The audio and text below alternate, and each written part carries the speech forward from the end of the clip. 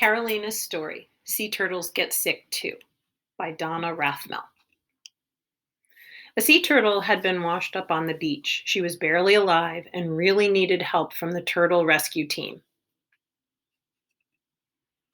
They took her by truck to the Sea Turtle Hospital, where a team of people were waiting for her. They named the turtle Carolina. Dr. Tom took blood samples to see what was making Carolina so sick. He looked in her mouth. Say ah. She had life threatening turtle flu and was lucky she was getting the help she would need. So, just like humans, she can come down with a virus and get sick and then need medical treatment.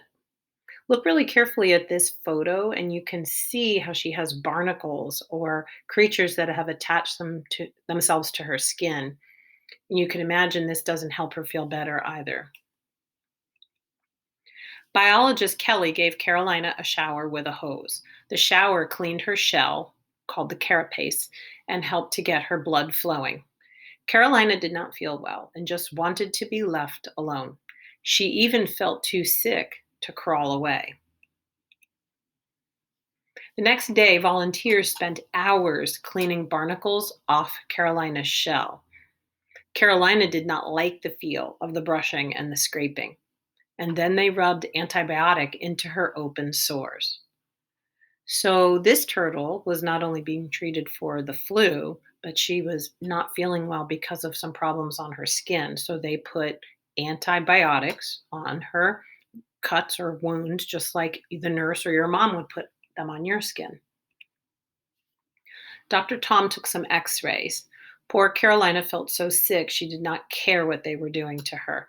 If she were able to cry, Carolina would have cried and cried. I think we've all been there when we've not felt well and we just felt like crying. So even animals can feel dejected when they don't feel well. Turtles get shots too. Carolina did not like getting the shots, but they did help to make her feel better. Notice where the vet is putting some ointment and then the injection site in that soft area around her neck and her flipper. Soon, Carolina was hungry. She learned that a silver looking bowl meant food was coming. And when she saw a volunteer with a bowl, she would eagerly swim over to get her dinner. As long as Carolina was feeling so sick, she did not seem to mind her doctor exams, mostly because she did not have the energy to fight. But when she started to feel better, though, she did not want to get out of her tank. And if she saw people coming to get her, she would try to swim away. And then she learned to splash. And you can see the vet's face is not looking too happy as she's splashed a bunch of tank water on him. Carolina gained more and more energy to play and explore her new home. She loved to play with the water coming out of the pipe into her tank. Now, if you notice, home is in quotation marks. That's because this is her temporary home, her recovery home, her place to be rehabilitated and to get well, just like an animal hospital. Carolina loved watching all the people who worked or visited the hospital, and sometimes she would swim over to say hi. I think she was mostly hoping for food. She liked watching the other turtles too. It made her feel better to know she was not alone in the hospital. Finally, the big day was here. Carolina was going home. Everyone was excited for her, but they were sad to say goodbye to a friend. The staff and volunteers put Carolina in a truck and took her to a beach close to where she had been found 4 months earlier. So imagine that her illness and her wounds were so serious, she was in the hospital for 4 months. People carried Carolina down to the gently lapping waves and put her down. At first, she didn't know what to do. She was scared and confused. But when Carolina felt the water wash over her, her head came up in excitement as she recognized the ocean. She hurried as fast as she could, and she felt the sand disappear from beneath her. She was thankful to all the people who had helped her when she was sick. And with one final look around, she headed to the deep ocean water, her home. Now, I love this story in that it integrates information about turtles especially loggerheads, and the fact that there are people and organizations that help sick turtles recover so that they can go back out into the wild. Now, this book can be found on Epic, and if you are interested in learning a little bit more about the loggerhead, you can open this book up and you can see some facts here.